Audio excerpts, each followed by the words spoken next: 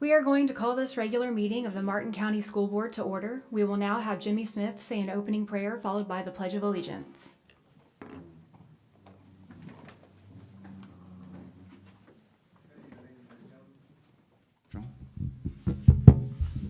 Just a moment, just to say this to you before we pray, if you don't mind. I just want to say most of our slanderous remarks are not made to others' face, by rather behind their backs.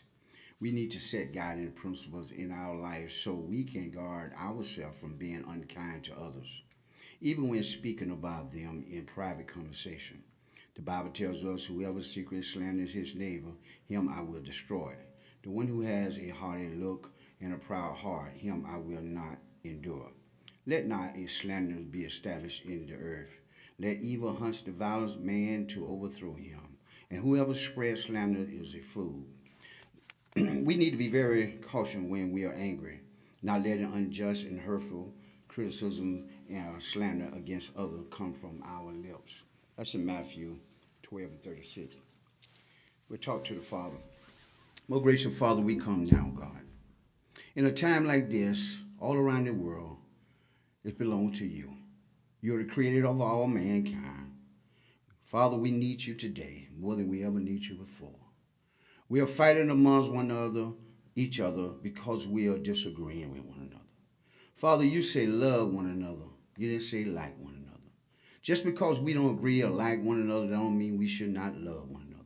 You gave us the most greatest thing in the world, to learn how to love. And when we learn to love one another, we can embrace each other even though with our differences. We should look at one another as a different because of the way they look or where they come from. This country was founded on the love of all. We are made of all because you created us all. And Father, we come into this school board meeting. All the people that are in the position to make decisions, God, give them the wisdom.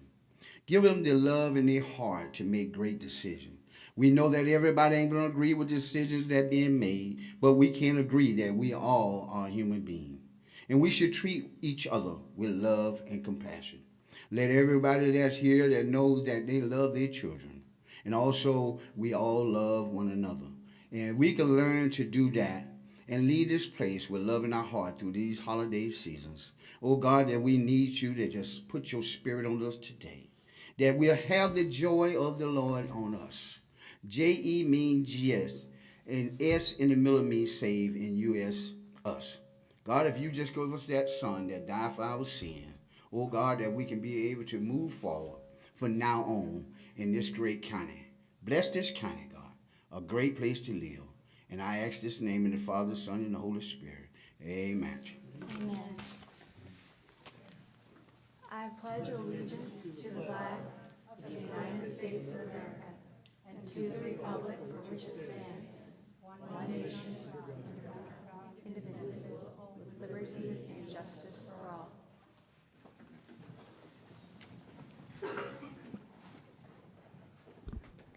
I'm excited to announce that we have some very special performers joining us today.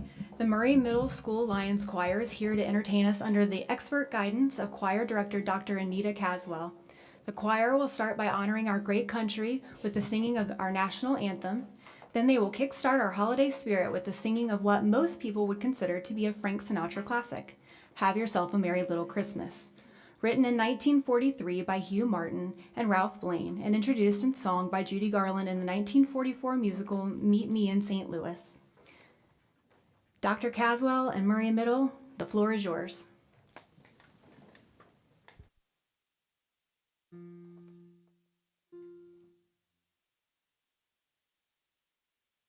Oh, say, can you see by the dawn's early light what so proudly we hailed at the twilight's last gleaming, whose broad stripes and bright stars through the perilous fight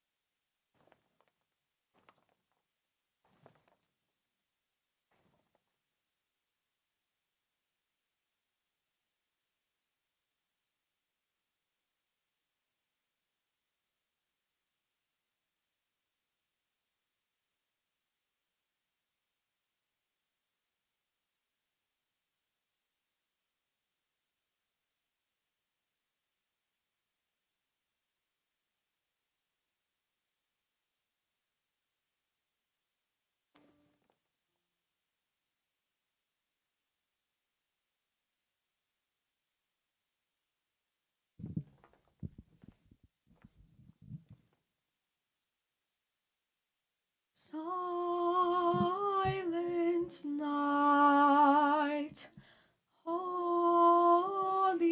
night, all is calm, all is bright, round yon virgin mother and child.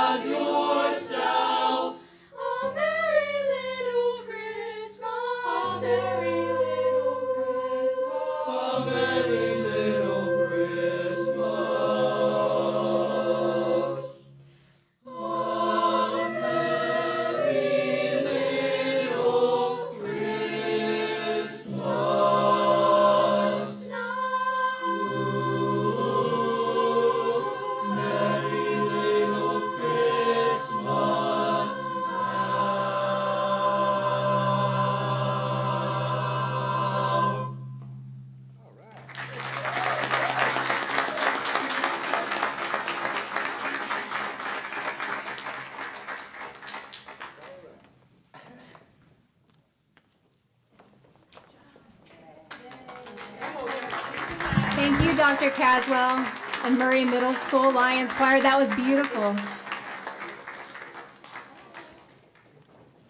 Thank you so much. Mrs. Falls, will you please call the roll? Mr. DiTerlizzi, Here. Mrs. Roberts, Yes, I'm here. Mrs. Powers, Here? Mrs. Pritchett, Here. Mrs. Russell. Here. Thank you. Do I have a motion to approve the agenda with the following items added? 7.06, items updated 9.01, 9.02, 9.03, items removed 18.04, 19.10, and item number 303 moved from consent to action. Motion? Madam Chair, I second that motion.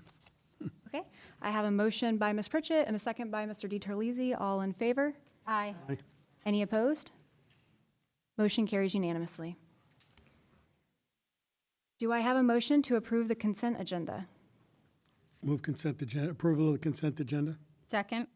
I have a motion by Mr. DiTerlizzi and a second by Ms. Pritchett. All those in favor? Aye. Aye. Any opposed? And that's with the removal of 3.03 to the action Oh, agenda? yeah, it wasn't on the agenda, the polls. Mike, is that? Yes, that includes the removal from the consent agenda 3.03, use of facilities. Thank you. All right, I have a motion by Mr. DiTerlizzi and a second by Ms. Pritchett. All those in favor? Aye. Any opposed? Motion carries unanimously. So I just want to just comment too, that the one item, the item removed about year-round school is coming back to our workshop in January, correct? Yes, it is. Thank you. Do I have any board member discussion? So I would like to, since we aren't discussing since the consent things don't get discussed so much, I would like to thank the superintendent and the people who took care of it to get the Embry-Riddle piece taken care of. I think that's really important, and I think that'll do a lot of good, and I really appreciate that.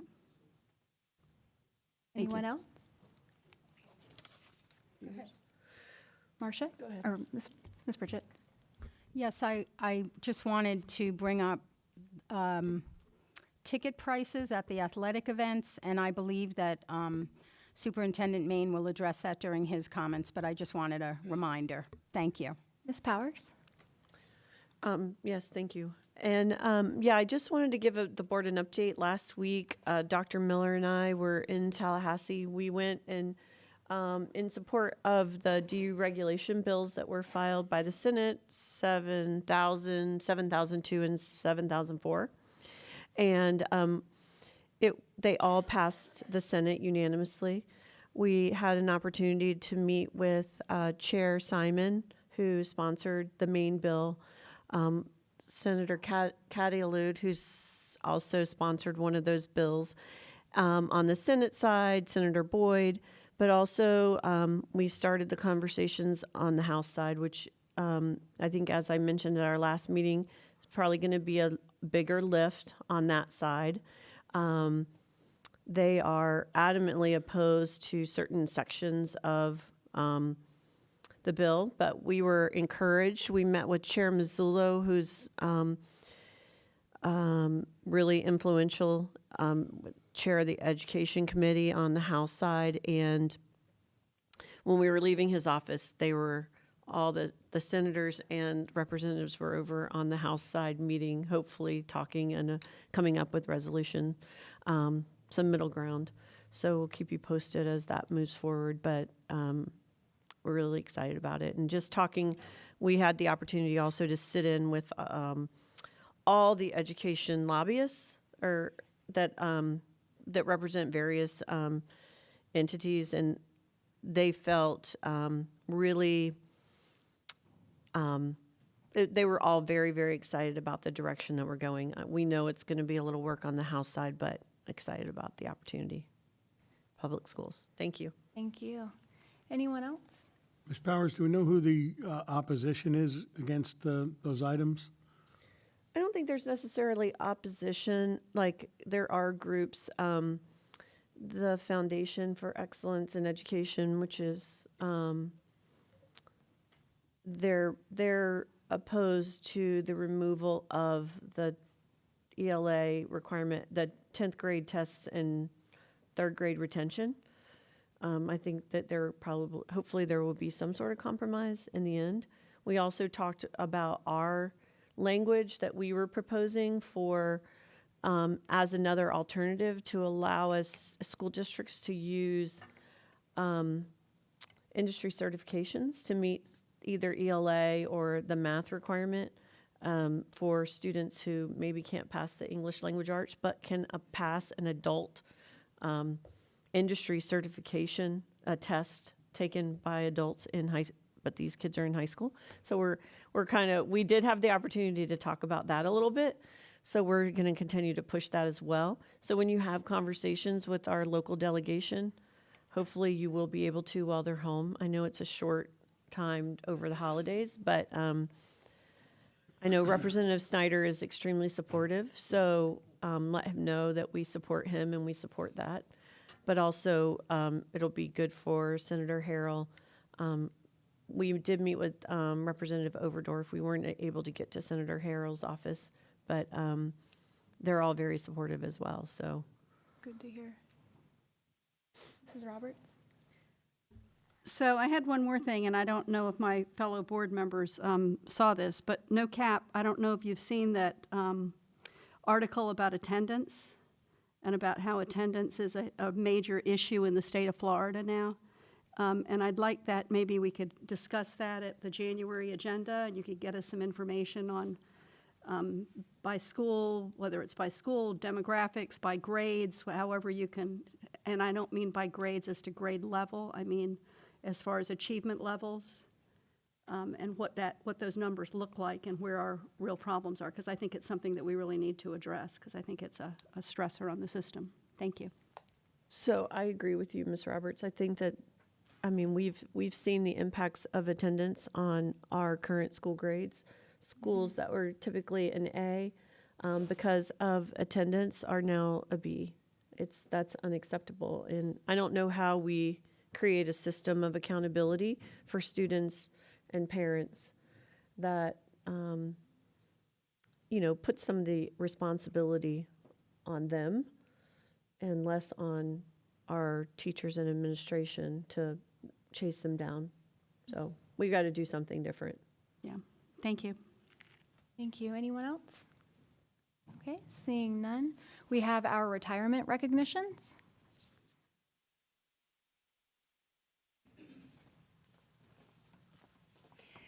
Good evening, Chairperson Russell and board members and Superintendent Maine. I am so happy and excited to be here this evening to share with you about a retirement of an employee for 27 years.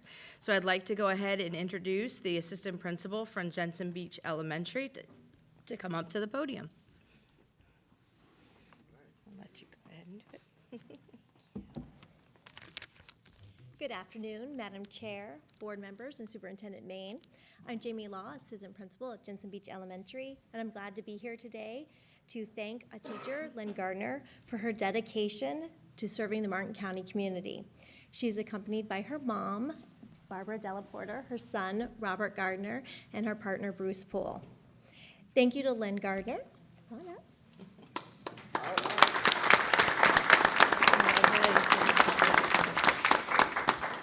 Thank you to Lynn Gardner for her 27 years of service to the Martin County School District. She taught for 24 years at J.D. Parker and 3.5 years at Jensen Beach Elementary. During her career, Ms. Gardner spent the majority of her time teaching 5th grade, but as she moved from general education to ESC, she taught everything from kindergarten to 5th grade.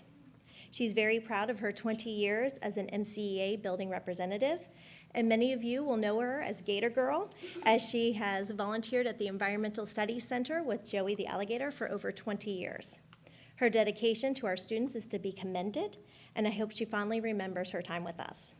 Lynn, you have made many memories for countless families and students, from gardening clubs and baking all those pumpkin pies, vocabulary and spelling bees, writing letters, and all of those care packages that were sent to our veterans.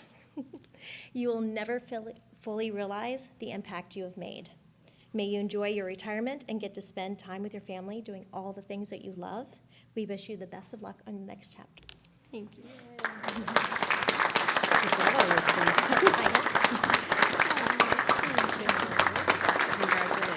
And you get this beautiful plaque, too. Yes. If you can make your way up front, we would like to take some pictures. Congratulations on your retirement, and we thank you for your many years of service to the Martin County School District. Yes, come on, guys. Yeah, you can come on. Oh, you're gonna come on. Yes. Yep.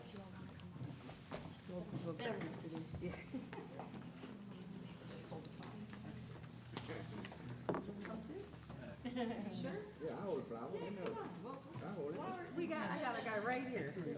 What are we gonna do? Take a picture up here. Congratulations.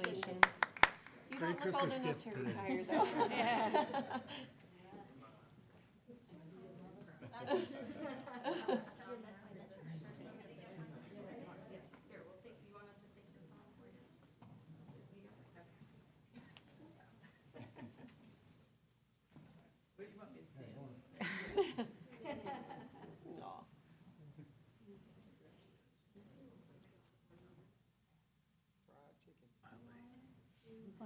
Smile.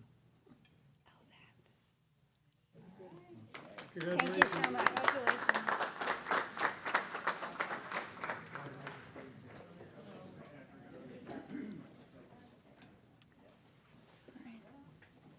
All right, congratulations. All right. Now we will have our district update with Jennifer DeShaza.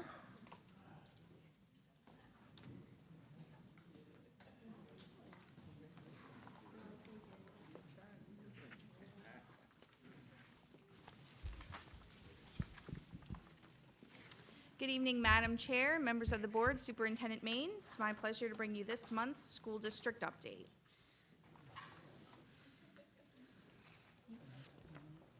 Is your microphone on, Mr. Shaza? Can you hear me? Barely. It's really on. low. Here, I'll try to get closer. In 2018, Martin County voters generously approved a half-cent sales tax increase that has gone on to fund millions in capital projects and enhancements throughout the district. One of the most anticipated projects that has been funded using proceeds generated by the sales tax is the complete replacement of South Fork High School's new gymnasium, energy-saving chiller plant, and sports fields.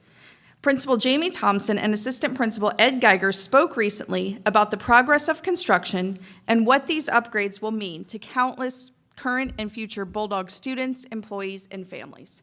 Let's hear directly from Bulldog Nation.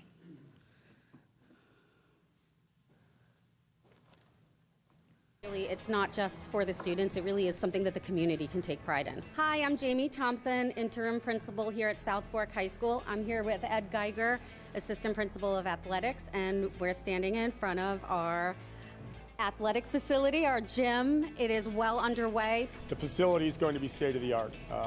Everything from the expanded weight room and workout facilities. We'll have a study area for kids, the locker facilities. It's just tons more storage, way more comfortable. The goal is to give the students a well-designed space so that they can use that for learning. One of the major aspects in planning the gym, we wanted to put it in the public way, so when you came to the school, you would access it from the parking lot and not have to go through the whole campus. When you drive down Bulldog Way, when you see the stadium, it really is a neat sight, but to add this to it, I think it really puts South Fork, the whole community should be proud. It puts the school in the forefront. We have a full gymnasium. It's larger than the existing gymnasium. It's designed to have graduation. One end can have a stage. We're looking forward to welcoming families to our new gym for ceremonies like graduation. This is a super major project for the school district. It's been a long time making, probably over 5 years now. So with this project, which includes the 3 points, it was the ball field renovation, the chiller plant, energy plant, new building, and the new gym. We were at 26.9 for the total project. It's important to thank the taxpayers because really without them this wouldn't be possible, and so we're super excited and very, very grateful. So with this project under construction now, we're looking at the fall of 2024 when it'll be actually complete and be able to move into. Come next fall, there'll be a huge boom of excitement, and I can't wait.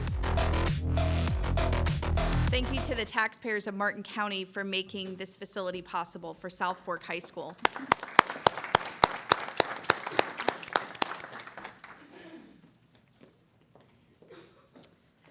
A new initiative that was rolled out earlier this year. I'm sorry to interrupt you. We can't hear you up here.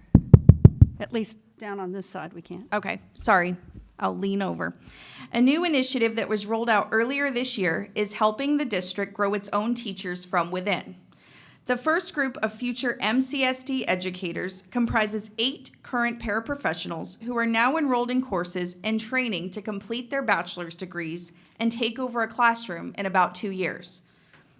2 of these paraprofessionals are employed at Indiantown Middle School, where they're learning to feel at home leading classrooms. WPTV recently spoke with them about what it means to have the opportunity to continue their education and further their careers with the district paying the cost of their degree completion program. Let's take a look.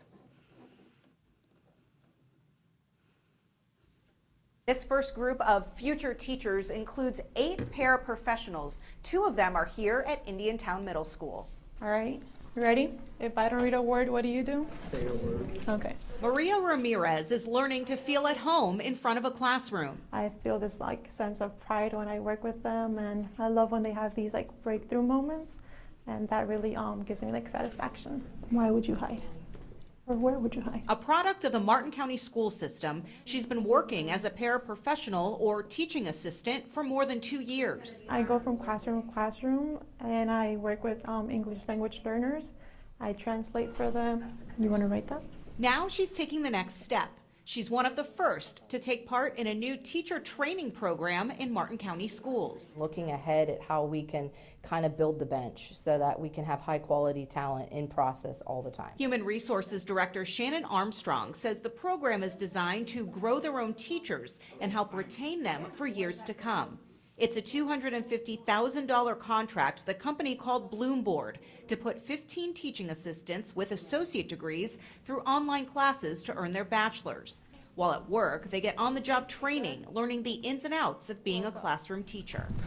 Okay. Really is a win. It's a free education, and in 2 years, 2.5 years, they're walking away with a bachelor's degree.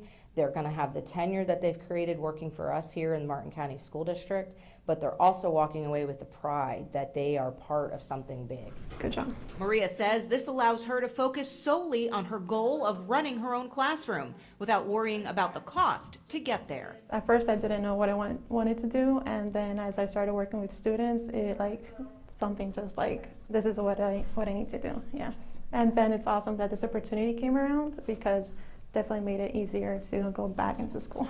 And once they do become full-fledged teachers, the district asks for a commitment of 5 years to teach in the Martin County School District. Reporting in Indiantown, Stephanie Suskind, WPTV News Channel 5. Let's give a round of applause to Maria and the paraprofessionals that are part of Cohort 1.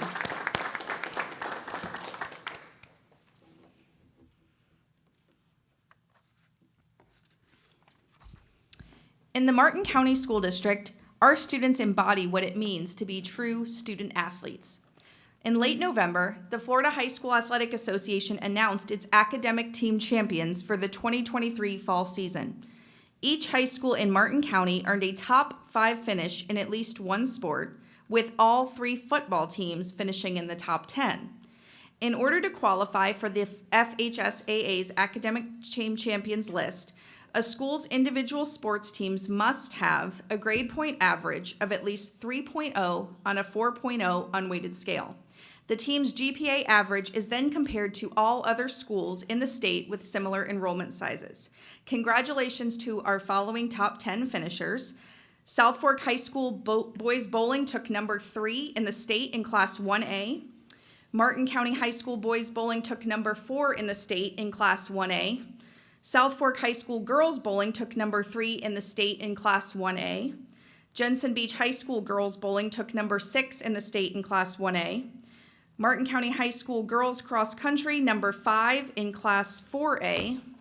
South Fork High School girls cross country number 10 in Class 3A. Jensen Beach High School football number 1 in the state, Class 3S. Martin County High School football number 7 in Class 4S. South Fork High School football number 6 in Class 3S. Martin County High School boys golf number 2 in Class 3A. Martin County High School girls golf number 10 in Class 3A. Martin County High School boys swimming number 3 in Class 4A. Martin County High School girls swimming number 1 in Class 4A. South Fork High School girls swimming number 3 in Class 3A. Jensen Beach High School girls swimming number 4 in Class 2A. Martin County High School girls volleyball number 1 in Class 6A. South Fork High School girls volleyball number 5 in Class 6A. And Jensen Beach High School girls volleyball number 5 in Class 5A. Congratulations to these outstanding student athletes.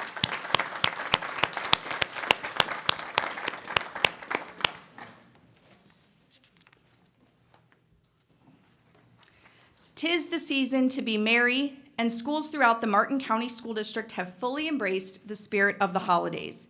Festive choral and band performances with hot chocolate were plentiful as our students performed winter classics for their classmates, teachers, and our local community. Let's take a look at Felix A. Williams Elementary School's Snow Biz, a full theatrical recital for the ages. Last night, we were hit by a nor'easter that came in and pounded our community with buckets of snow. Snow time!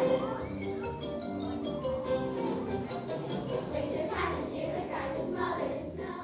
Professor Snow-It-All, I don't understand. Let's see. Let me make it a little more simple. Hit it! Snow, sleet, slush, hail. Snow, sleet, slush, hail. Now my wonderful snow angel can't be found. Yo, dude, you gonna slay the trail before we bail? Snowboard in the snow is on. By the way, what are you guys doing out here? Don't you know this lake is, well, frozen? Good question.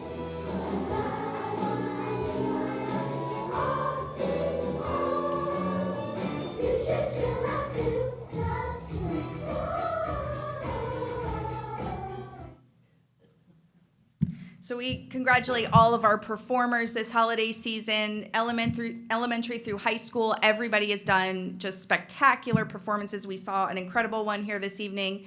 And with that, we wish our students, our families, our employees, our community a very happy holiday season. And please stay connected with us as you celebrate the season. Thank you, Jen. Mr. Main, our superintendent's update.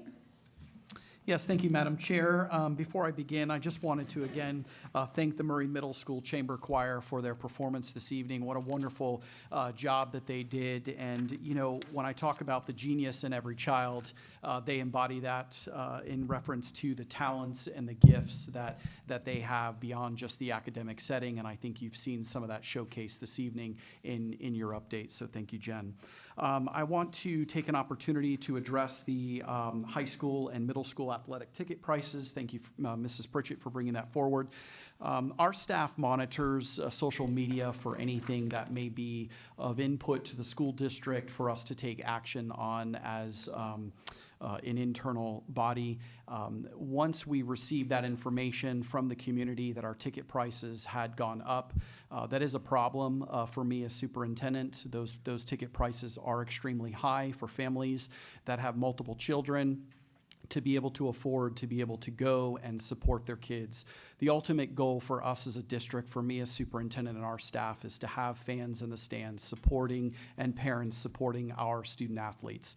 And so immediately Dr. Tracy Miller was contacted, and she is getting with our athletic directors, and I believe they meet here very soon met today. Perfect. To address that and come up with some possible solutions for the community and those ticket prices. So thank you for giving me the opportunity to address that. I also wanted to address our AFSCME update. Bargaining unit eligible members will vote to ratify the tentatively approved package deal in January. Once this occurs, the board will vote to approve the tentative agreement, likely during the January or February action meeting, all contingent upon AFSCME's ratification timeline.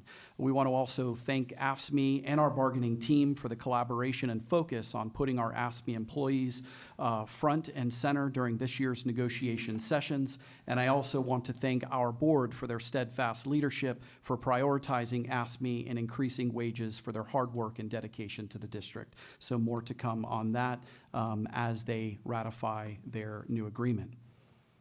Moving into 22-23 district and school grades being released, we are very excited that the Florida Department of Education announced our grades, and among various other data points, these grades reflect the first statewide administration of the Florida Assessment of Student Thinking, progress monitoring assessments that we are known as the new name, FAST.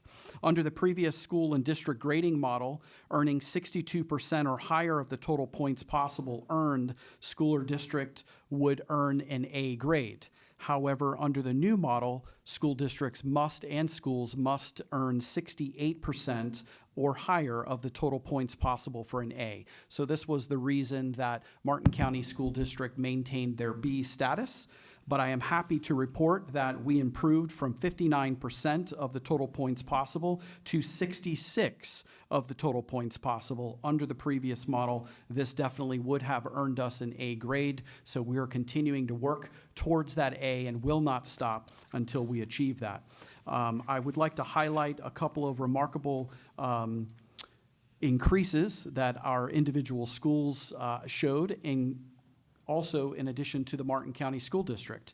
So we are currently tied for 9th out of 67 school districts in the accountability rankings. That is an increase of 18 spots over 21-22. So in 1 year, we moved up 18 spots from 27th to tied 9th. Half of the Martin County School District operated schools improved at least one letter grade, with Crystal Lake Elementary School and Felix A. Williams School each improving 2 letter grades from a C to an A. And I cannot tell you how hard that is as a former elementary school principal, the work and the dedication that these teachers and the staff put in at these school sites to either, one, maintain their A status, maintain their B status, or to increase multiple letter grades in 1 year is difficult work. Each of the Martin County School District operated schools earned a C or above. So we currently no longer have any D schools in the Martin County School District. 80% of schools achieved an increase in their percentage of total available points. I think this deserves a round of applause because we are out of that status. So I would like to highlight the incredible work being done at Pinewood Elementary School along with Port Salerno Elementary, which were both our D schools that moved up into the C category. We know that the work that is being conducted at both of those school sites will increase their grades from that C to a B, keeping in mind, again, that overall proficiency were the only scores that were looked at this year by the Florida Department of Ed. Both of those schools count on growth points that they're receiving with their students or that they work to achieve with their students. So when those growth points go into place, we know that that will further add to their school grade, helping to elevate them to the next letter grade. I also want to highlight Hope Sound Elementary going from a C school to a B school as well. Again, an extremely huge feat and very, very proud of all of their work.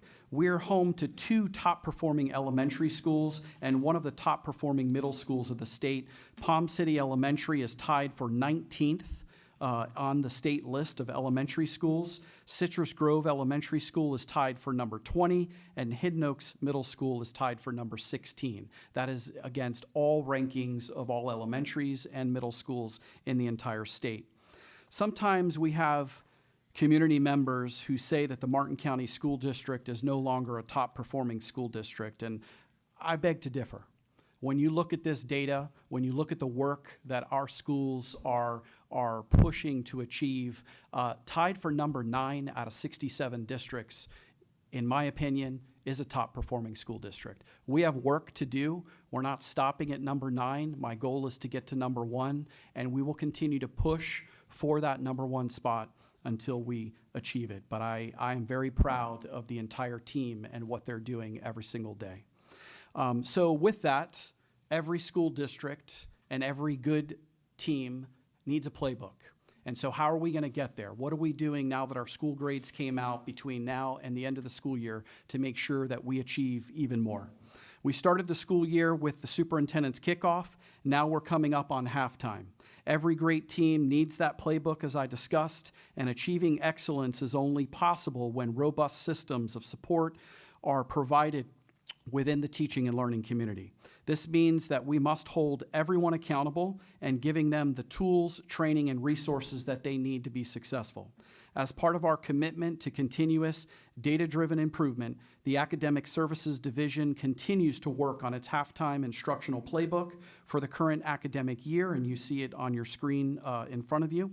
While these strategies are proven and timeless, they have been tailored to meet our mid-year needs as we pursue regaining our A in the state accountability system and ensuring that all students achieve academic growth, particularly with our English language learners and our students with disability as being our 2 areas of focus within the school district. On the screen behind you, there is a picture further into this playbook that it's designed to simplify critical instructional and student engagement strategies and assist teachers with implementing them into their classroom toolkits.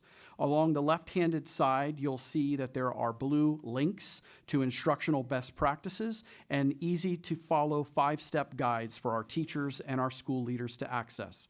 This helps with consistency and fidelity throughout the district in how these best practices are used, and also serves as an excellent resources for our teachers, particularly those new to the profession or needing additional guidance. As you know, we're onboarding a lot of teachers who are new to the profession. They do not have veteran status, and they're learning. They need support, and we want, as a district, to provide those quick, easy step guides for them to click on, be able to look at, ask questions of their veteran teachers or their mentors to help them further their academic craft. The Academic Services team is providing professional learning opportunities, including this February's district-wide PD on all of these best practices, for teachers to continue practicing these strategies in conjunction with the gradual release of responsibility model, which we use. This allows for increased student engagement and content ownership with those students. I would also like to highlight, in addition to the playbook for performance, the Academic Services team is working with each school site and the principals on their professional, what we would know as professional learning communities, as collaborative action teams being instituted district-wide to help align our instructional and student services strategies to each site's school improvement plan. The chart displayed on the screen reflects the framework and the expectations that have been established throughout. Truly knowing each one of our students, their strengths, areas where they need extra support, their attendance, and any applicable discipline history is foundational to our quest to achieve the top spot. And I let you know that our principals are looking at this data monthly, they're looking at this data weekly, they are creating action plans around this data, they're making sure that individual students' needs are being met, and our teachers are working to tailor their level of instruction to meet the individual needs of those students in the classroom, particularly around our Tier 2 and Tier 3 instruction as it relates to interventions, and also taking our higher level students and pushing them through enrichment opportunities and accelerating them if they are above grade level. January and February will be busy months as our principals use the latest round of assessment, the FAST assessment data, to tweak those action plans and to pivot their delivery of instruction with their teachers based on the needs of students. So this great work, this fantastic work will continue, and we look forward to being able to come back again this time next year and announce our A status and increased rankings in the state. And last but certainly not least, I want to wish all of our students, families, faculty, and staff a very happy holiday and new year. Please be safe. Come back to us in January refreshed, and I look forward to seeing you all. Thank you. Thank you. Are there any questions from the board for any of the information-only reports? Good. we're Go ahead. good to announce. I know she was on her way. Oh, go ahead. Thank you. We were, thank you, Mrs. Powers. We were waiting for Melora and her team to arrive because they had dismissal late as a middle school. So I would like to introduce our new principal of Indiantown Middle School, Miss Melora Norman. If you would please stand and be recognized.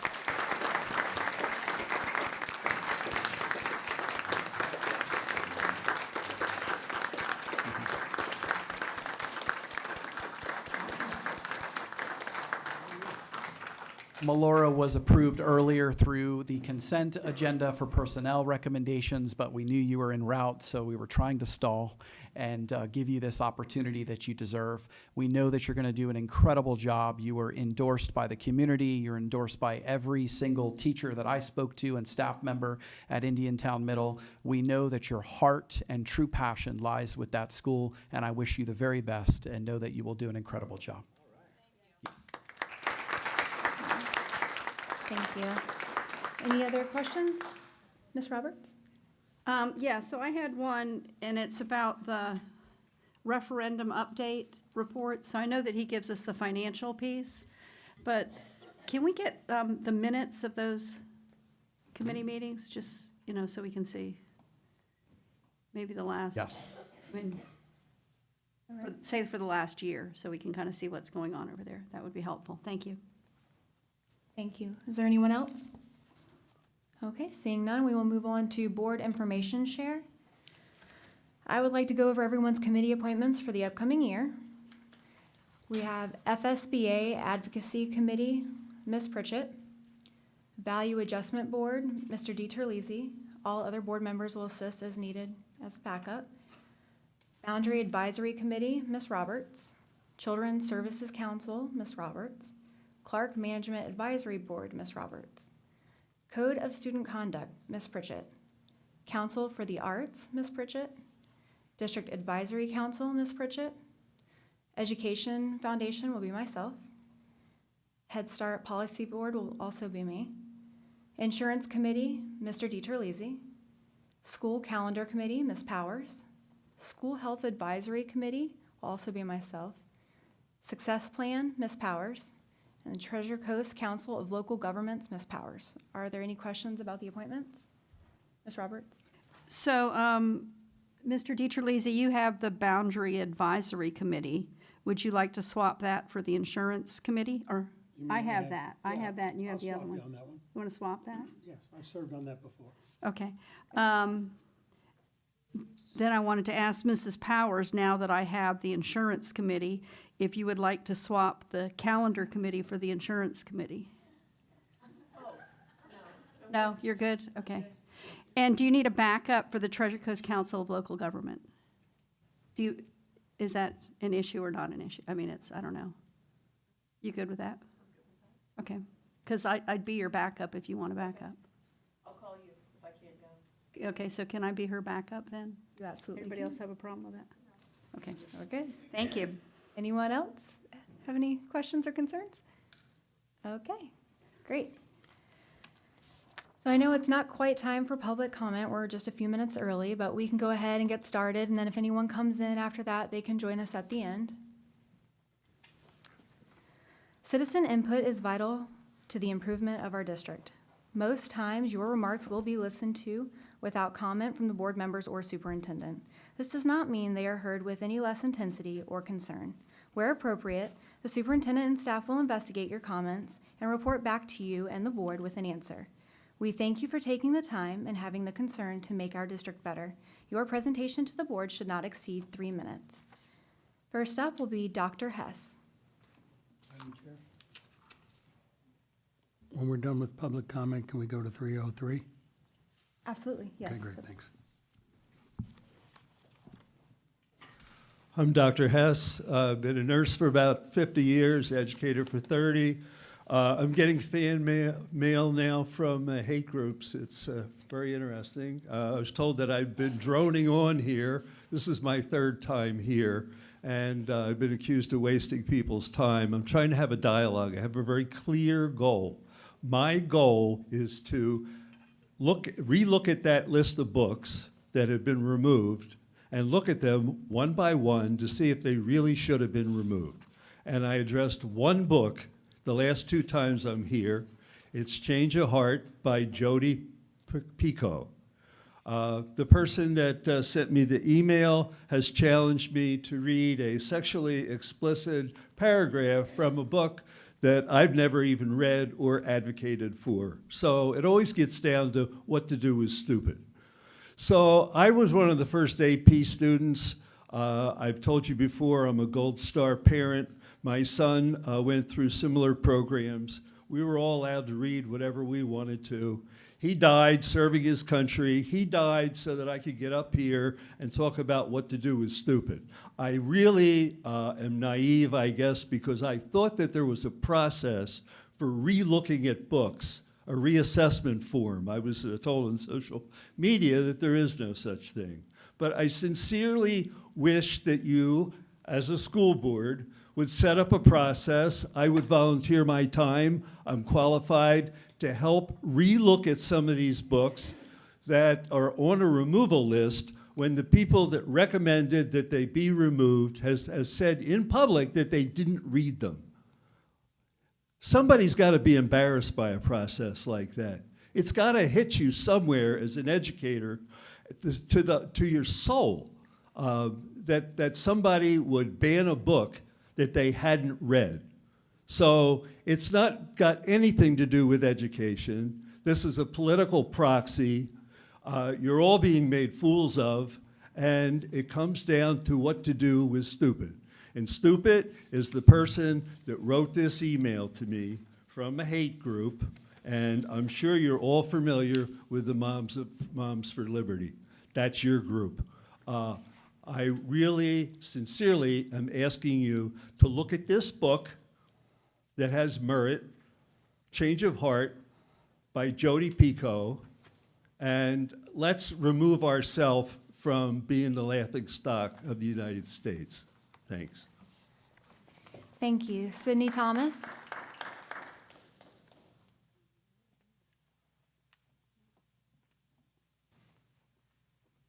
Thank you for the opportunity to speak. My name is Sydney Thomas. I'm a former educator in Martin County School District. I have 2 students who have attended Martin County Public Schools their entirety of their education so far, and hopefully all the way through graduation. And I advocate for a strong public education system. I am not sure if the board receives I'm here to advocate for teacher pay. So I know that the teacher negotiations are happening right now, and I watched the last meeting on YouTube, and at the beginning of the meeting, there was a PowerPoint that showed how we compare to other districts.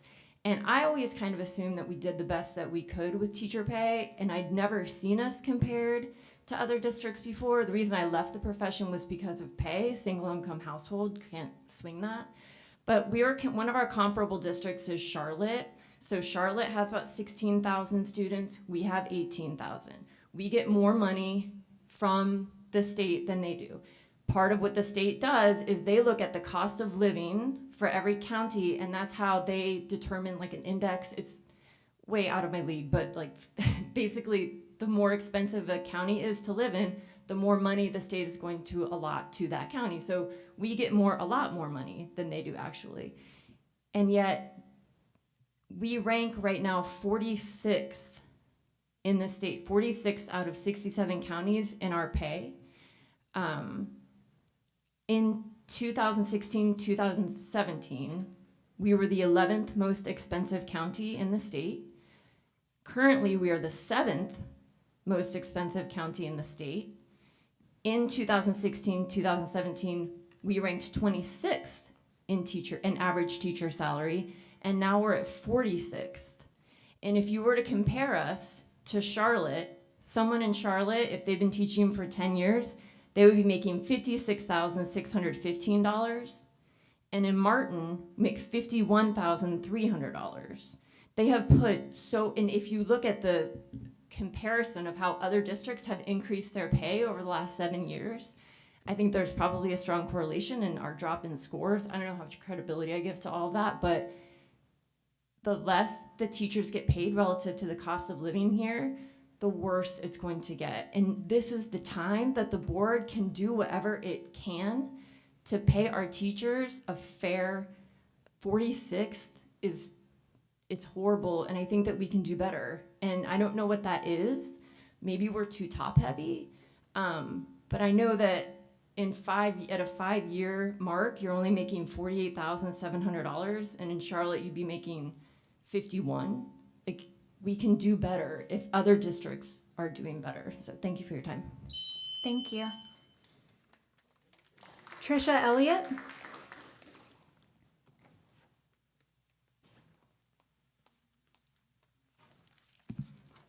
Good evening, Madam Chair, Superintendent Main, board members, colleagues and community. My name is Trisha Elliott, and I'm grateful to serve in the role as principal at Hidden Oaks Middle School. I'm here tonight just to share a little bit about our first semester, my first semester. This is my report card, if you will.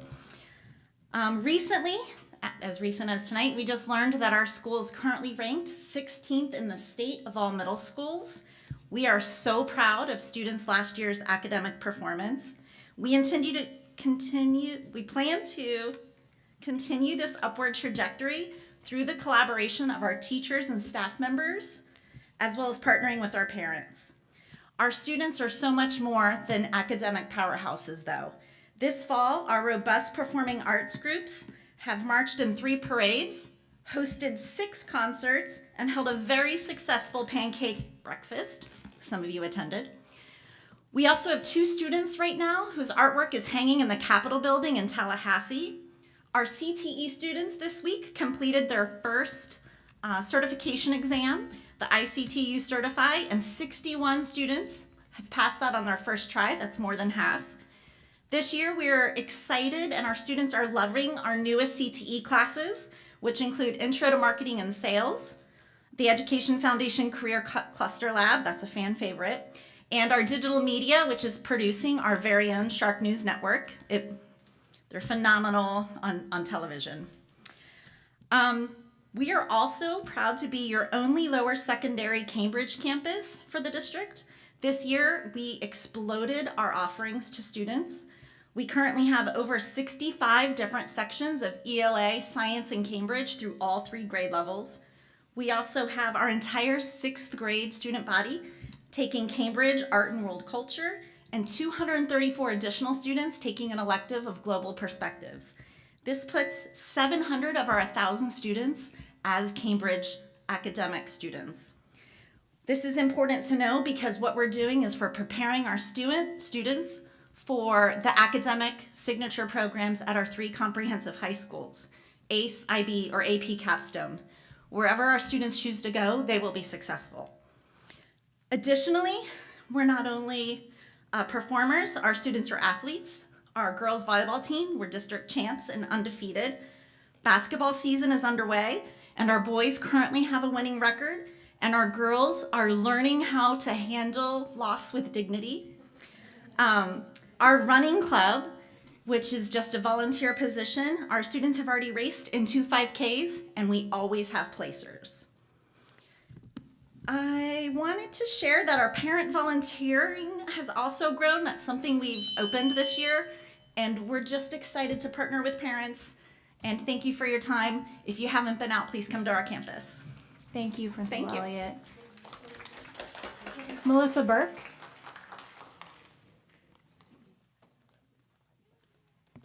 Good evening. I watched the teacher negotiations from last month, and I want to address the pay. We are the 7th most expensive county in the state out of 67, and we are paying our average teachers, not our new teachers. We brag about our new teacher salaries. Thank you, guys. But our average teachers that have been here with some seniority, they're really not earning as a base pay 50 grand. All the stipends, the millage money, all that, that's extra. But their base pay is still under 50 grand. My son's favorite teacher retired. She did not make 50 grand as a base pay from Port Salerno. So, You should maybe go back and watch that last video. It's really interesting because you control the budget. That's your job up there. It's the one thing that you're supposed to do is budget for this district. Find the money. You heard what Sydney said. Go back and watch what the presentations were last week or last month. Watch tonight's presentation. It's going to be part 2. Speaking of those teachers, Colleen Doherty did a great job. You guys used her performance tonight, the Felix Williams music performance that everybody was watching. She did a great job. In negotiations, pay her for that. Do you know that you give her a stipend, an hourly, you don't give her a stipend. You give her comp time, hourly comp time. She's your Felix Williams elementary music teacher, and she has 32 hours of comp time right now that's only good through the end of this year. Just pay her. Pay her $25 an hour for that extra time she does. That's what the elementary music teachers and related arts teachers are looking for. So if you're monitoring social media, you would have caught her commenting on your own page about that. So pay our teachers. Stood on a bridge with the school board to get the millage passed. It was a Band-Aid. It was not meant to be part of your sales pitch when you were hiring teachers. You're not going to get the millage passed again. Forever Martin is coming for a tax. They're going to get a conservation tax. You're going to lose your tax from the community. We're not paying to supplement your bad budgeting. I support Dr. Aiken. I just sat here, went through Facebook. This district used him 72 times to brag about how great you were. Shame on you all. I support Dr. Aiken. As a parent at South Fork in athletics, I don't want to see the ticket price money change and come out of players or our piggy bank that we already have there or affect the teams. We pay $500 to play sports here. Know what you're talking about with that ticket price. Thank you. Robert Ward.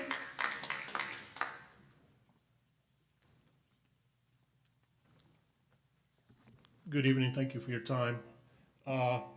Just want to start off by saying first and foremost, I am a parent of 2 students that graduated from the school system here. I'm also the spouse of an employee here.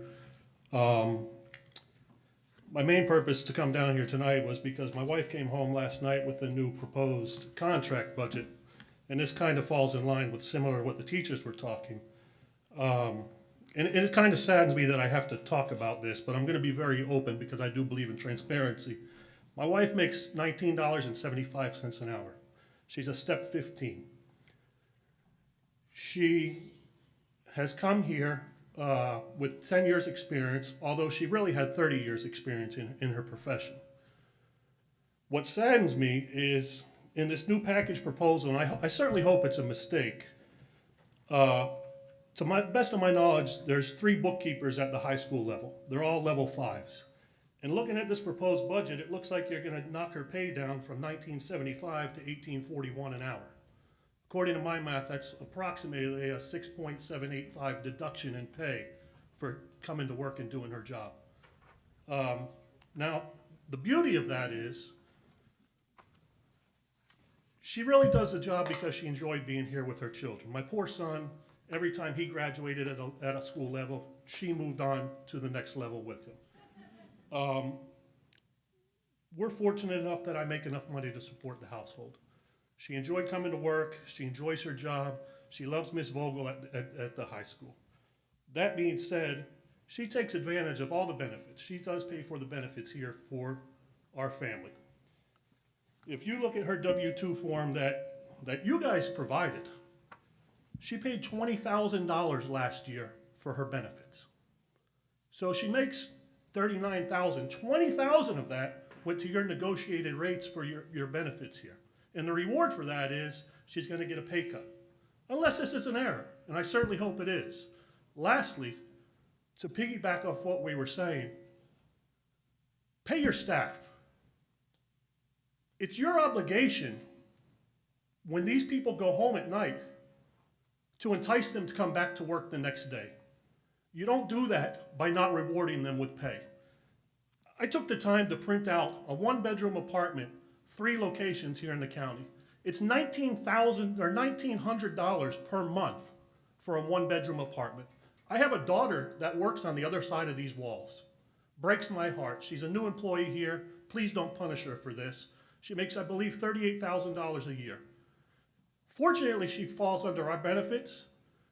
As a single woman, she's not paying $1,900 a month for a one-bedroom apartment without support. And all she does is come to work and gives an honest day's work for an honest day's pay. So I forgive you. Forgive me for the time. I appreciate it. I will be back next month because I have quite a bit more to say. Thank you. Thank you. Jimmy Smith?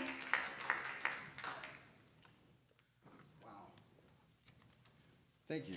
My name is Jimmy Smith, President NAACP. I'm here just, I kind of agree with pay scale. Martin County has reached a limit that hardly anybody can live. We all can agree with that. But I'm here to commend you all for making some great decisions. I've been here a long time, and I've always been fighting for years for being in compliance with federal laws. I'm saying that if 10% of that race here in Martin County, we should have 10% of representation in our school system for that race. You're doing a good job. I got to give it to you, Mr. Maine. You come in right away and you already made a change. We only got, I think, 2 African-American principals here in Martin County School. I remember back in the 70s, we had a whole lot more. And I can see the changes being made. It's okay. It's not about race, whether you qualified or not by race, but we got some qualified people here in Martin County. And I commend you on the program I just seen where kids, they're learning how to become teachers in the classroom. So we can save some of our teachers here in this community. That's a great thing you're doing there. I would support that 100%. I just want to commend that we have this young lady in Indiantown that became the principal there. Do you know how much value that enhanced the community of Martin County? That we all can unite together and love one another and be the greatest county in the state of Florida. Like I said to the governor when I spoke to him, that he said he wants Florida to be the greatest state in the United States. And I made the statement to him when I went to Tallahassee is that, Governor, I agree with you. I want Florida to be the best state in the United States. But it can't be the best state in the United States when we still saying underserved communities. Underserved community, that means that we are aware that we are underserved in some of these communities. But I can say today that there's some change being made all across America that we have to look at that point when we utilize the word underserved. That means that we recognize that there's a need that needs to be done better.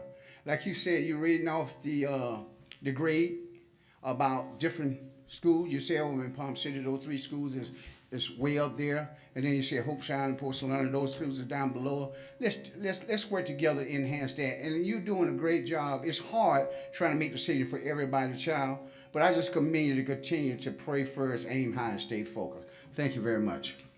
Thank you. That concludes public comment, and now we will move on to our action-only items. Item number 3.03, updates for use of facility, which was pulled from consent to action earlier. Are there any questions from the board?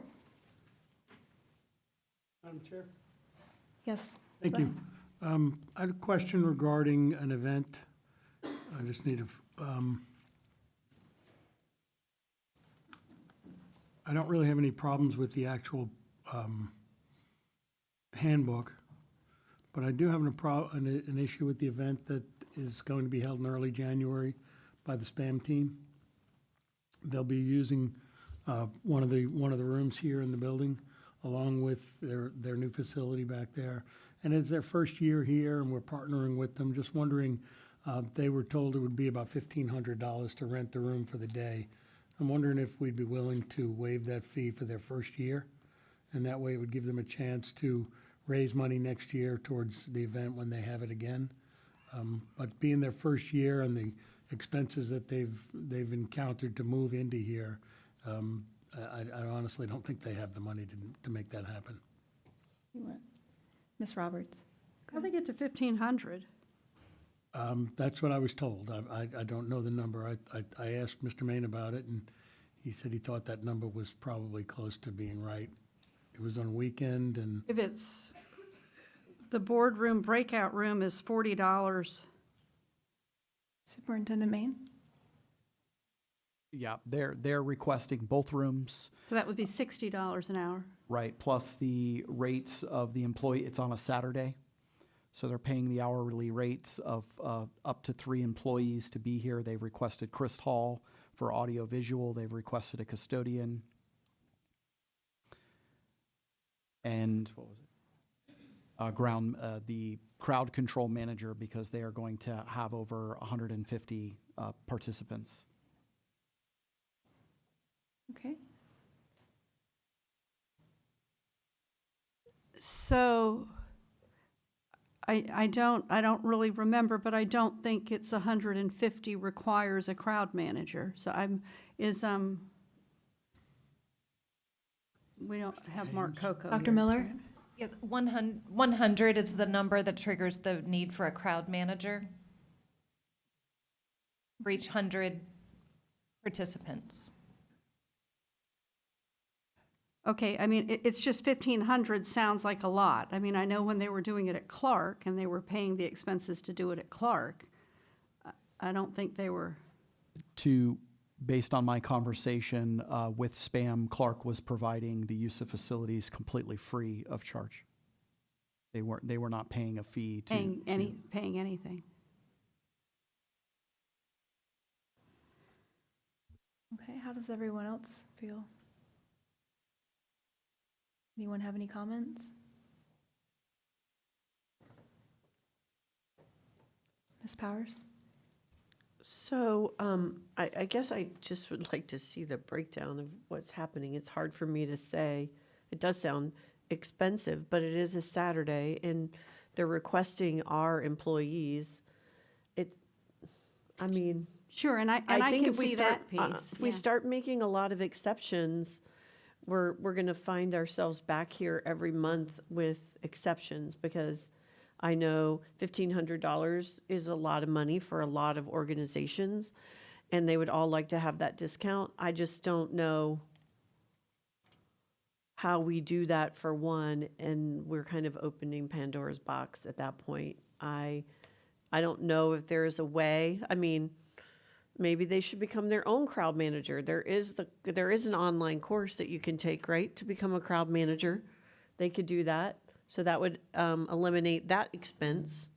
There are other ways to, make it less expensive, I guess. It's the Saturday thing with 3 employees required to be here on a Saturday. That's a lot, because we're paying them overtime at that point. Yeah, I mean, and I can see the employee part of it. And I can understand why they're going to need because it is streamed in, so I can understand that why they're going to need somebody to have that, but. Okay, well, is there any way that we can get a breakdown of the costs so that we know what we're looking at? Yes, we can provide that. Okay, What's the date of this event? January 6th, I believe. okay. Is it 6th or the 8th? 6th? Yeah. And I go back to we want them to be part of us. So I go from there to and if we have employees that we're having to pay and we're having to pay overtime, that's one piece of it, Well, we are partnering with them in the program, so, if we could maybe split it with them, that might help. Obviously, I don't know if they do this event every year, but thinking it was their first initial year here and getting moved in, and they painted the facility for us, and that's a pretty large room for them to paint. But they did paint it themselves, and they put carpet down and brought in all their machine equipment. I think we provided the electric for them, but it is our building. And just thought if there's some way we can give them some leniency on this first time. Next year, they can plan for it, they could budget for it, they could fundraise for it. They're not paid, they're all volunteers, and it is a fundraised, it's a charitable corporation, so they raise funds for it.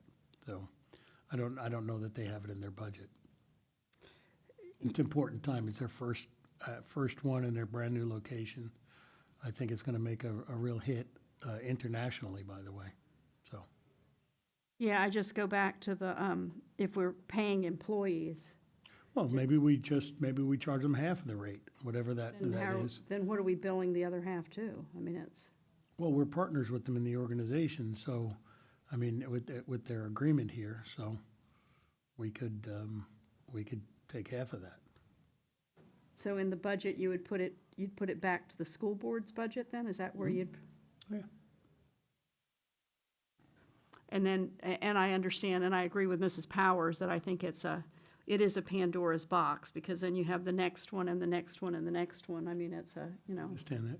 it's an ongoing thing. I mean, and I think it's their decision, which I think is a good decision, to have their kickoff, to do their kickoff event here rather than Clark, because I'm sure that Clark would let them do it there if they wanted to do it at Clark, So, I mean, I don't think the $1,500, if that's what the number is, I don't think the $1,500 is preventing them from doing a kickoff. I don't think, because I honestly believe that if they didn't have $1,500 and were unable to do this, they would be back at Clark doing it at Clark, which is where they've done it before. So I don't think that's really an issue, so. And I really don't want to be I really don't want to, as much as I like spam, et cetera, and I'm a supporter, I really don't want to be in a position where we open that door and we say, okay, yeah, the school board out of their piece of the budget, their page of the budget book, is going to sit there and we'll pick up half of the cost for this group. Then we have the next group that comes in that's doing wonderful things, and then we're picking up half of that. I mean, I think it's just an ongoing kind of thing. I mean, I think it's a. Well, I wouldn't look for it or even ask for it to be an ongoing thing with them, but. No, but I mean, I just think it's an ongoing thing. As soon as you do it for one, then you've We got don't the partner with next. any other organizations, so that would be my thought process is we're not partnering with any other organization. Ms. Pritchett? So I would be more inclined to maybe give them a payment plan. If they can't bring it all at once, we're still going to get paid, but do it over a period of time. And that, to me, I think is a fair way to solve it. If they don't have $1,500, okay, we'll work out something. You pay it by this date, and we're good. And we're not showing any favoritism to any other people that want to use our facilities. Thank you. I think that's a great idea. And I just want to add that, I do understand, and I love spam, and Even fried. I'm proud of them. I want them to be part of our school district. And if they had the Martin County School District logo on, and it was our program, I could see supporting it in that way. But because it is an outside, not-for-profit organization, I think it's really difficult for us to make those exceptions. I think it's a good idea to do the payment plan if that's something that they want to or open to. I don't know if there are ways we can recommend ways. I don't know, Dr. Miller or Mr. Seacrest, about giving them the information on becoming a crowd manager. I do believe it's an online course, correct? That they can do. It's a separate entity. It's with the Fire Marshal Support Services LLC, and it lasts for 2 years from the date it was issued. And mine actually doesn't expire until October 19th, 2024. So are you volunteering to you can volunteer. Problem, check a little bit off the list right there. So I can be their crowd manager. Okay? Their volunteer crowd manager? Yeah. All right. Great. We would be happy to put the invoice together so that Spam could actually see. Everything would be based off the exact fee schedule that the board has before you in the packet. We can indicate if Mrs. Roberts is offering to be the volunteer crowd manager, that she would be the crowd manager on duty and there wouldn't be a fee because she's donating her time to Spam. And I'm just doing, again, a very rough estimate. It looks to be about $600 for 4 hours for what they've asked for between the crowd manager, that was before the volunteer crowd manager, for the custodial time, for the space, for the technician. What did I miss? So it looks to be approximately 600 for 4 hours. I don't know what they asked for, but we'll get in touch with SPAM, find out exactly what they need, and refer them to the packet and the price, and we'll be sure to let them know, Mrs. Roberts. Sure, and I don't mind being the, I don't mind being their crowd manager. I just need to go through with the facilities person and do the walkthrough like you're required to with the crowd manager training. So I can do that with Mark and take care of that piece, Mark. And if we're off, we're back before that happens, so I'll schedule a date with you to do that.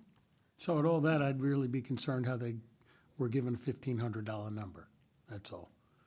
You know, especially if, I thought it was an all-day event, but it's a 4-hour event, that would be a little excessive at $1,500. Mr. DiTerlizzi, I apologize. I don't know how many hours they were asking for, so I just calculated on 4.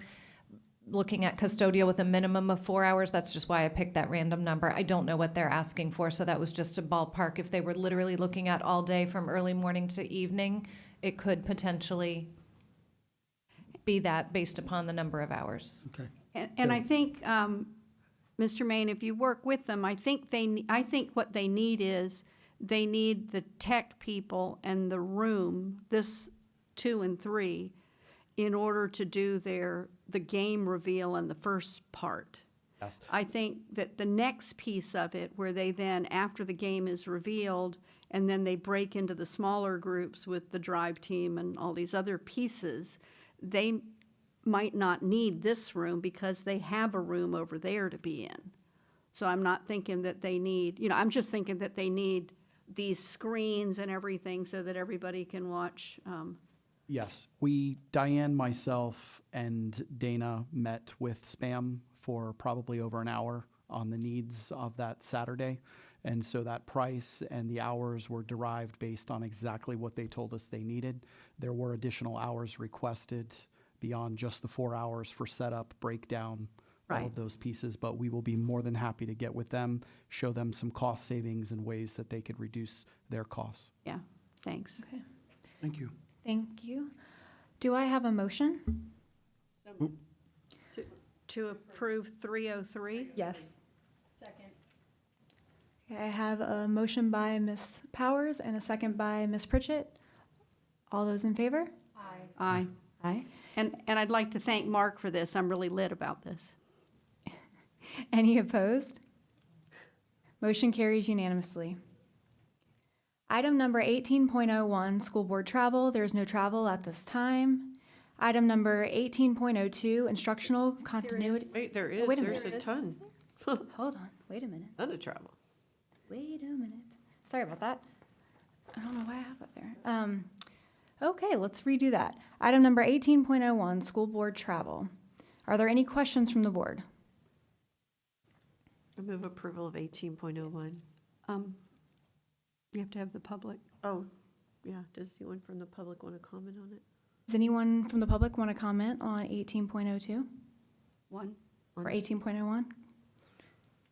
Seeing none, do I have, I made a motion to approve.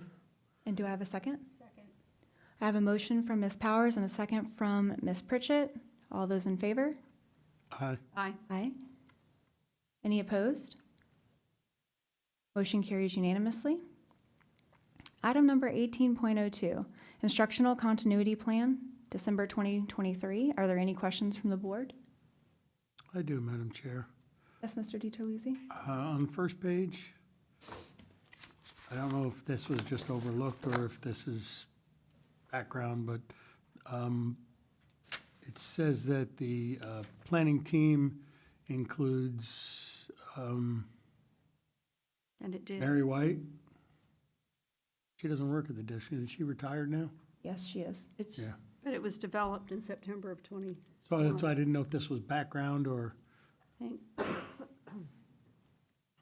Thank you. We will update the staff. There is a document where they are updated. okay. I don't know if that's what's on, we will double check that and make sure the staff has changed. The purpose of this being before the board is it's a requirement of the receipt of ESSA or ARP funds. And so every 6 months, this comes back before the board as part of our requirements and assurances to receive those funds. So this will actually come back before the board once again, I believe in June next year, as the final time before the expiration of those federal funds. So is the inclusion of Mr. Vilwalk and Mary White on here indicating that they were in the initial piece of the September 21 plan, or is that indicating that they met to do this response to the plan? Because it seems a little sus. They were part of the initial, to your point, they were part of the initial plan, but we can update as to who are the committee members now for the plan with the current staff. Thank you. Thank you. I'll move approval. Thank you. Do I have a second? Second. I have a motion by Ms. Roberts and a second by Mr. DiTerlizzi. All those in favor? Aye. Aye. Any opposed? Motion carries unanimously. Item number 18.03, requisitions to be approved for purchase orders over 100,000. Are there any questions from the board? Do I have a motion? Move approval. Second. I have a motion by Ms. Roberts and a second by Ms. Pritchett. All those in favor? Aye. Any opposed? Motion carries unanimously. That has an item on there that talks about the sales tax, and I know that that's something that we need to talk about referendum, so if that can be added to probably the next workshop, so we can at least, the board can have a little bit of a discussion about both of the referendums, both the additional taxing that we're doing, you know, the sales tax and the millage, so we can start that discussion just a little bit, maybe in January. So the sales tax expires in 25? At the end of December 31st of 2025. But I mean, I think that, rather than getting into it here, but I do think that we need to be telling the public that, alerting them to the fact that that is expiring and that is, you know, and thanking them, you know, et cetera. But I mean, I think that's part of it, because I think that's, but if we can have a discussion on that in Add that to our January January. workshop. Sure. I think we need to do it, just, I mean, if we can just have a 5-minute discussion in January. Okay. Not, I mean, it doesn't need to be really long, it just needs to be. Okay, thanks. Thank you. Item number 18.04 has been pulled to be discussed in January's workshop, as was mentioned earlier. Item number 18.05, National Social Media Lawsuit. This is an item that was put on the agenda for this evening because it needed action taken this month if we wanted to participate. Mr. George, can you please explain to us the pros and cons of joining in this lawsuit if we choose to? Yes, and I asked Mr. Microphone. Who will Your microphone on, Tony. open up the PowerPoint. Microphone. Thank you. So for the school board, so Joel Wright is the attorney that approached me. He is one of the key litigators from the Jewel litigation and his firm. The set of firms, as they went through the Jewel litigation, this is the set of firms who recovered the most per student for the districts they represented, higher than some of the other firms. In the background, if we start, and if we can go to the next page, Chris.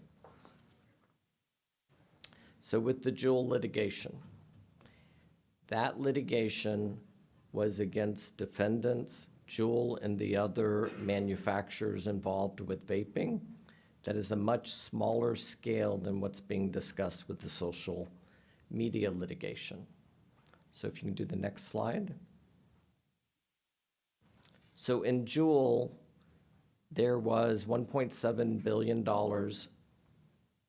as a settlement nationwide regarding Jewel. There was also then $256 million settled with Philip Morris. Within the litigation, at the point it was lining up for trial is when the corporations looked at the potential damages and the case is settled. So if we can do the next slide.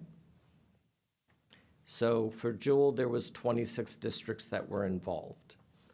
In this proposed litigation, there are 27. 26 in Florida. 26 in Florida, yes, sorry. For the current proposed social media litigation, there are 27 districts who have either already signed up or it's sitting on their agendas either this month or in January. I already covered the law firms that I have been talking to that are before you with the proposal. Can you go to the next slide? Okay. There were over 350 school districts represented by this team of litigators. Likewise, you can see the different counties and their sizes from Florida to the different parts of the nation. If you can go to the next slide. So the social media litigation. We are all aware that students with their cell phones, that there is a high addiction rate to the apps that they use, including during school hours. So if you can go to the next slide.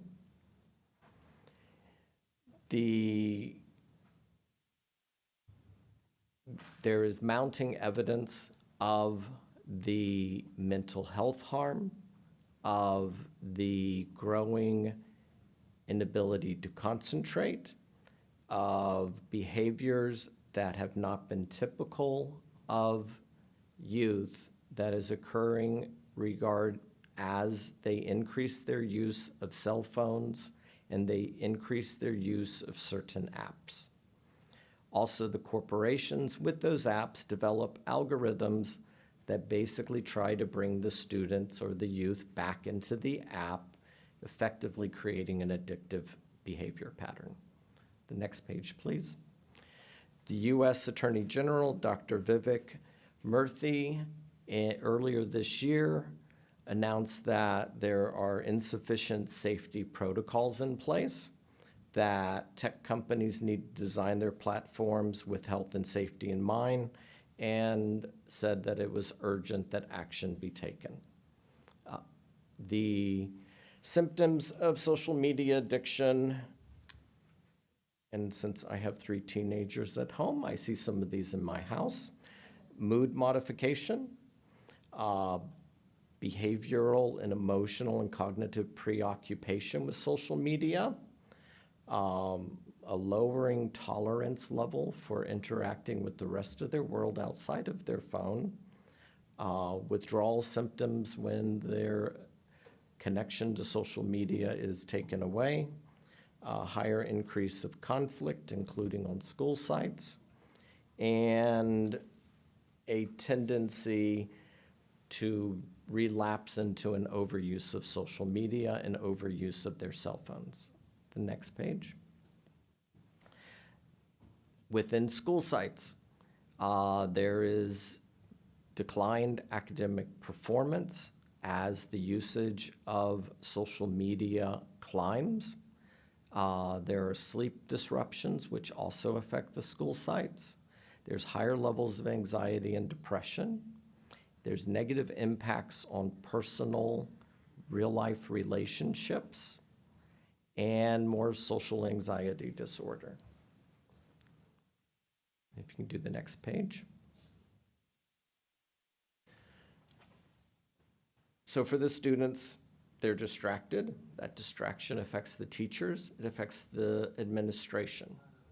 This is as the school districts and the schools are addressing the issues of phones being out and interrupting education and the behaviors of students.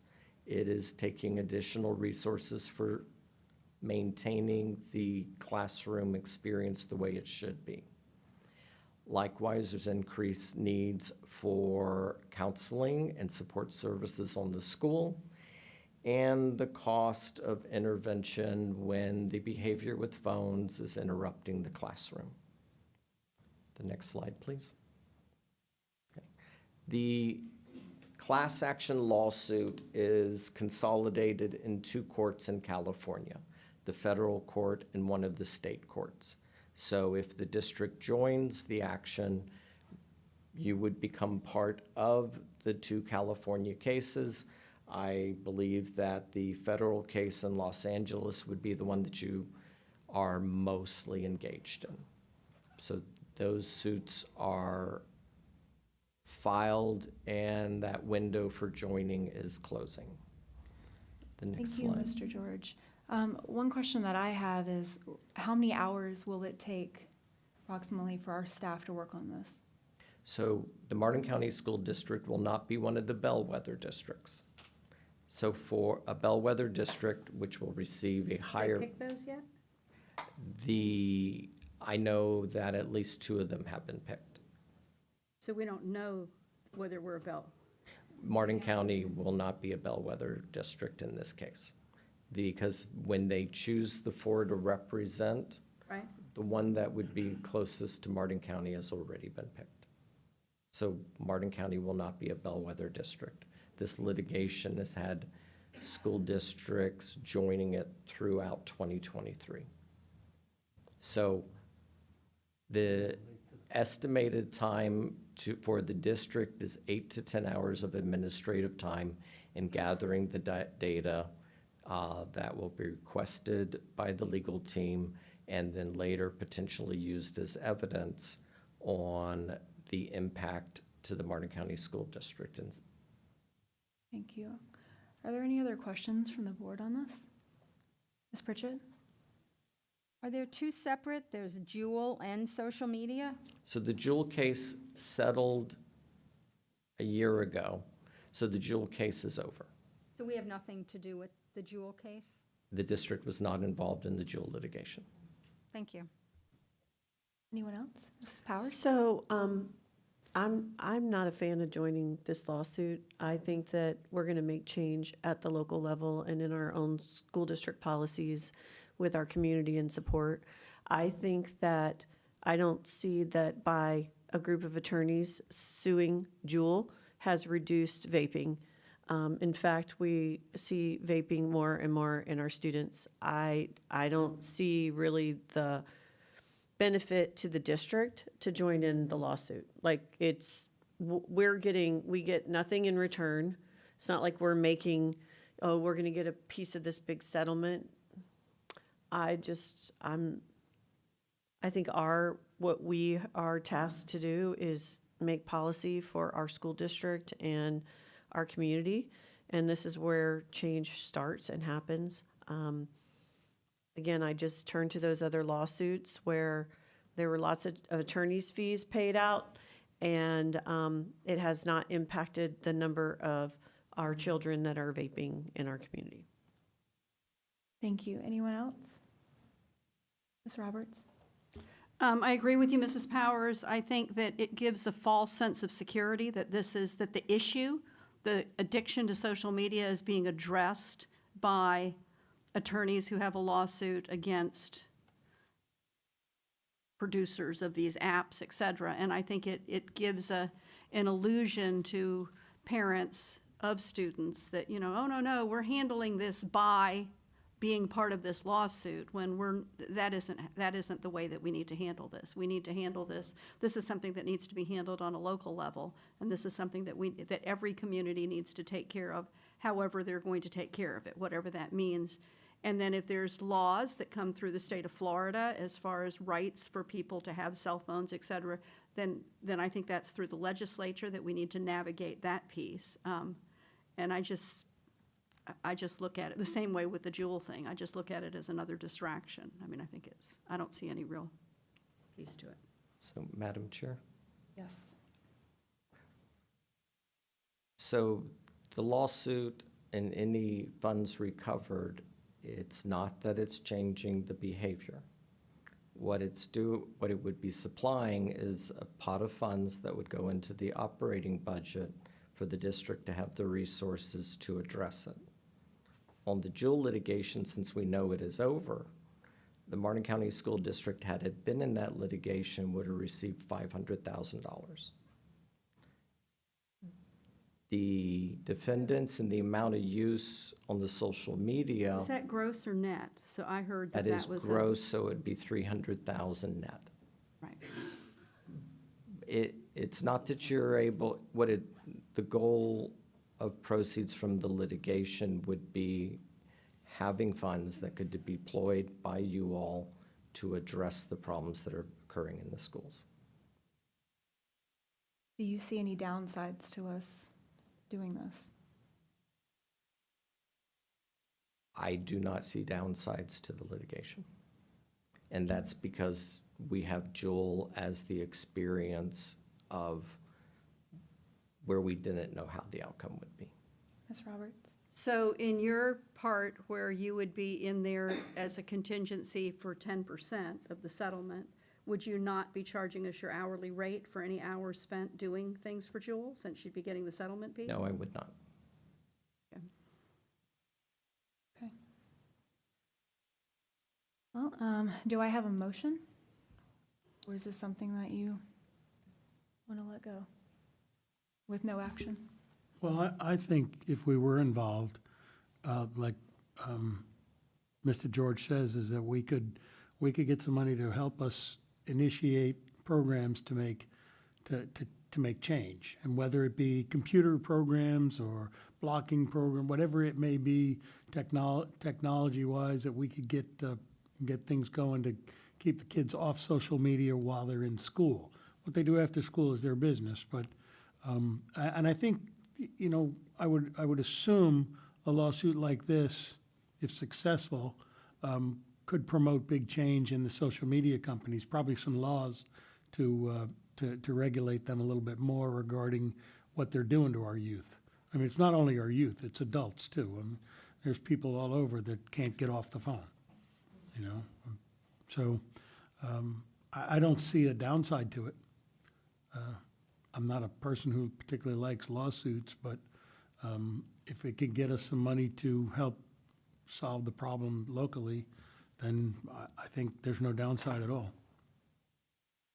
Have we seen the administrative fact sheet that the district needs to complete? No, we have not. So that would be data we have on social media-related costs and disciplinary incidents. That's my understanding, yes. Do we have that data? We don't know what the data is they're looking for, since we don't have the... Well, I mean, if we're talking, most likely it's discipline. You know, do we maintain that data? Yes. So I can't see how much different it would be than that. I don't know if they'd base it by, you know, male and female or age groups, things like that, but. I'm just not a litigious person. I just don't think that this is the correct way to go about solving the problem. You know, it's just not. I look at this almost like a scheme. They're suing, lawyers are getting 33%, and I don't like this. I don't like what I read before. I don't like it.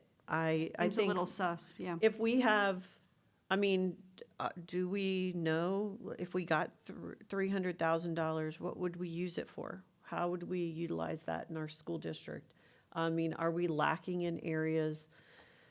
I would want to understand more of what our needs are, but I think we have to put strong policies in place if this is something as a district we're going to address, instead of turning it over to get a financial judgment. Where's the change at that level? What's the deadline, Mr. George? The deadline is, if not, so the deadline is probably the end of January.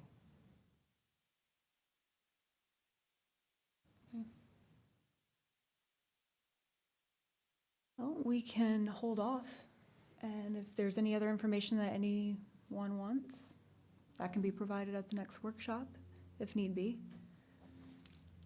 What's the consensus of the board?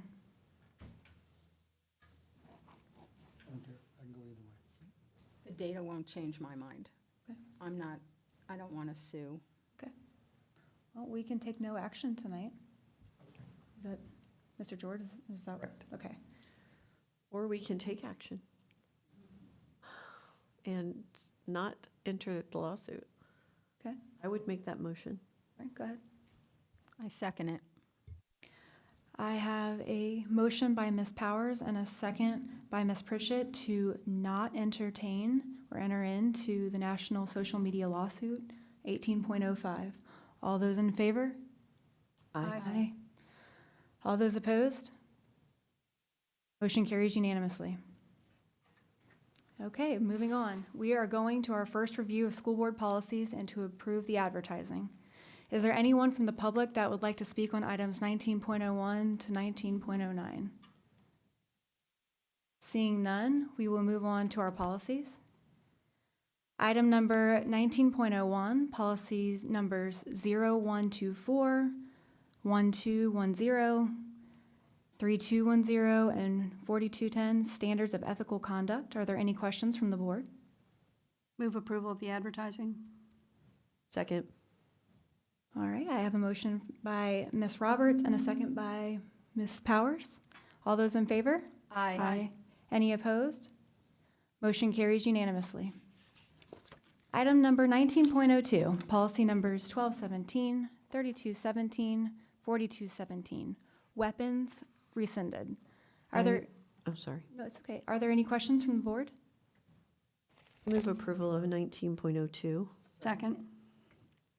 I have a motion by Ms. Powers and a second by Ms. Roberts. All those in favor? Aye. Aye. Any opposed? Motion carries unanimously. Item number 19.03, policy number 3700, which is our Teacher's Bill of Rights. Are there any questions from the board? Move approval of the advertising. I have a motion by Ms. Roberts and a second by Mr. DiTerlizzi. All those in favor? Aye. Any opposed? Motion. Oh, Motion sorry. carries unanimously. It's okay. I was like getting ready to finish the sentence. It's all right. Item number 19.04, policy numbers 5772, 7217, weapons. Are there any questions from the board? Move approval of the advertising for those two. Second. I have a motion by Ms. Roberts and a second by Ms. Powers. All those in favor? Aye. Okay. Any opposed? Motion carries unanimously. Oh, Yes, Ms. Roberts? hold on, I had one thing. Let me find it. For the second policy, the 7217, in the 5772, we added unloaded to the language. Let me find it, hold on.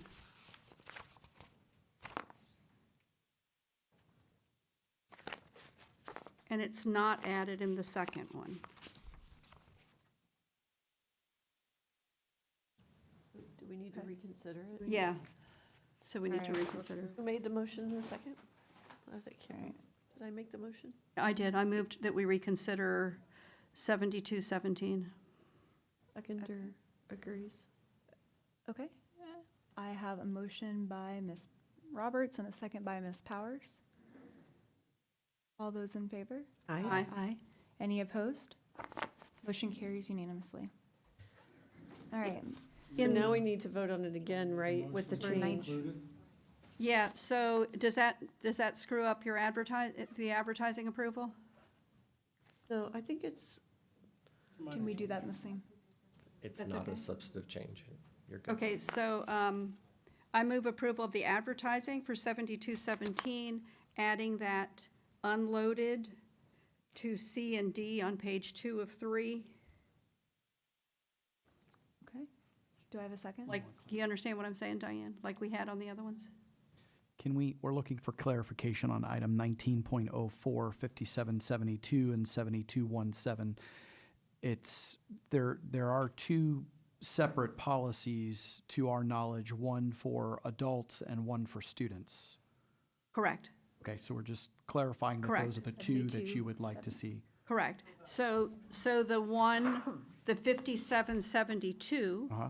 right, which we altered at the workshop to add the words unloaded.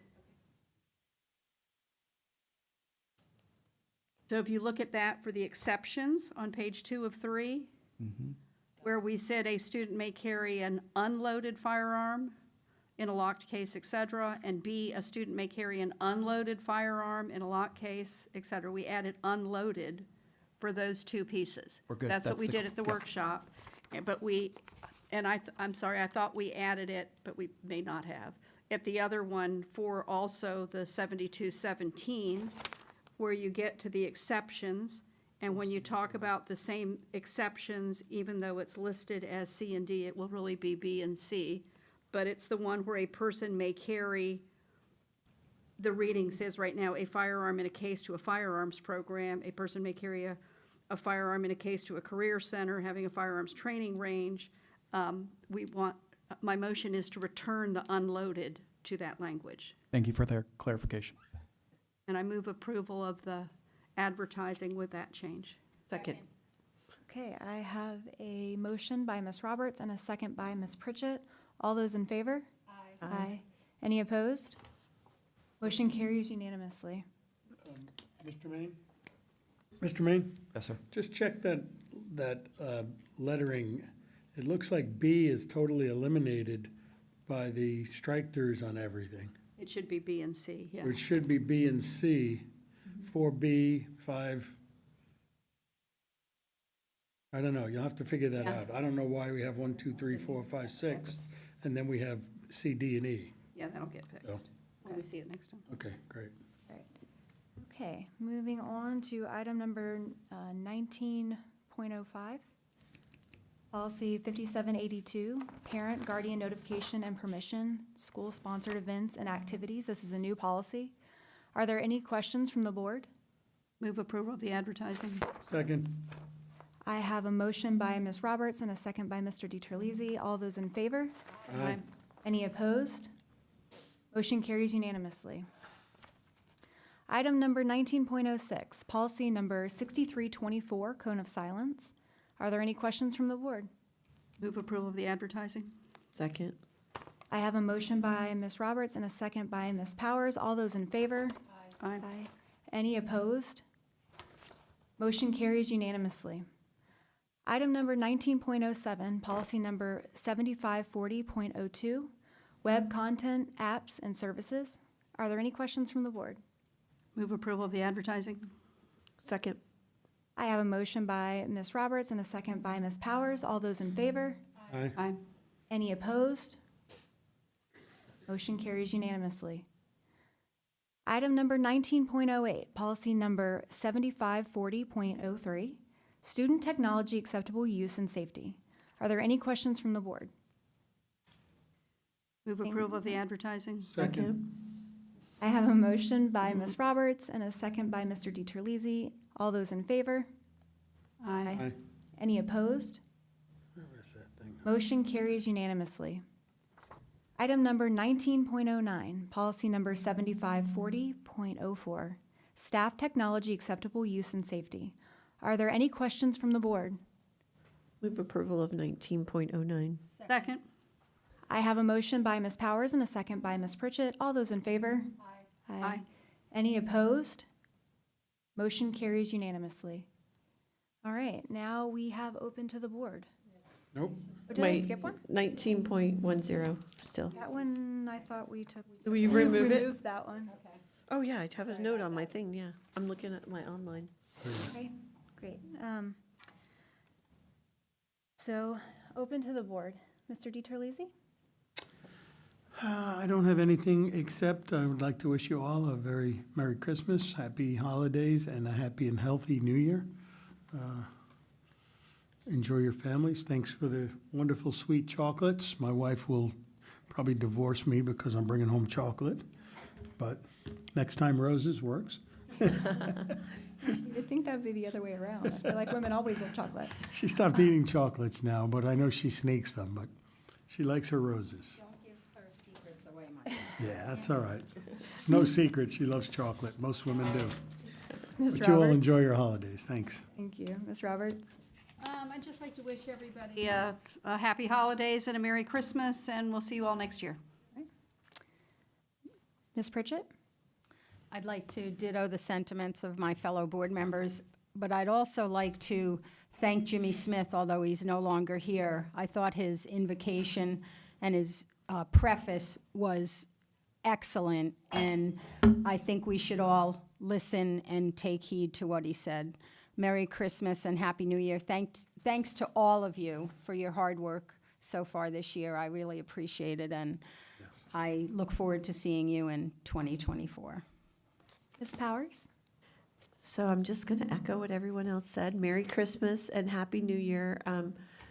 I hope everyone is able to take a little time to be with their friends and your family over the holidays and enjoy and relax and come back refreshed for all the great things that are going to happen in 2024 in the Martin County School District. So thank you all for all you do, and Merry Christmas. Thank you. Mr. Maine, did you want to say anything tonight? All right. Well, I hope everyone has a Merry Christmas and a Happy New Year. It's such a pleasure to work with you all. We have such a great team, and I feel like we're going to new heights in 2024, and I'm excited. I can't wait to see what we're going to do. All right. This meeting is adjourned.